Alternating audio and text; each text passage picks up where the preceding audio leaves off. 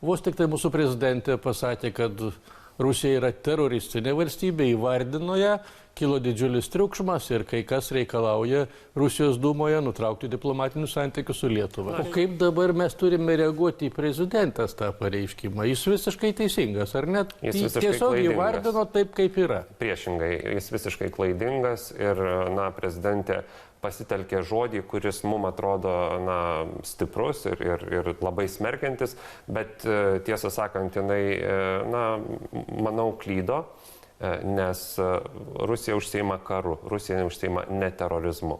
Terorizmas yra visiškai kiti dalykai. Terorizmas, kaip rodo pats pavadinimas, yra baimė.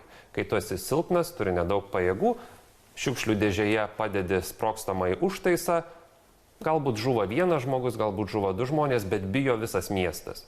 Taip supaprastintai kalbant. Kitaip sakant, terorizmas yra mažų išteklių pasitelkimas dideliai baimiai sukurti. Ir tai yra, teroristai žudo, jų tikslas nėra nužudyti žmonės.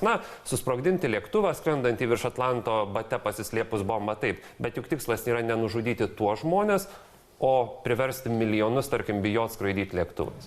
Rusija užsiima visiškai kitais dalykais. Rusija siekia teritorijų ir Rusija kariauja karą. Rusija siunčia kariuomenę ir Rusija kariauja karą. Kitaip sakant, Rusija neužsiima ne terorizmu, o karu ir specialiosiom operacijom. Ir tam yra apibūdinimas, kuris yra, tiesą sakant, žymiai griežtesnis. Tai yra karo nusikaltimai. Karas ir karo nusikaltimai. Ne teroristai.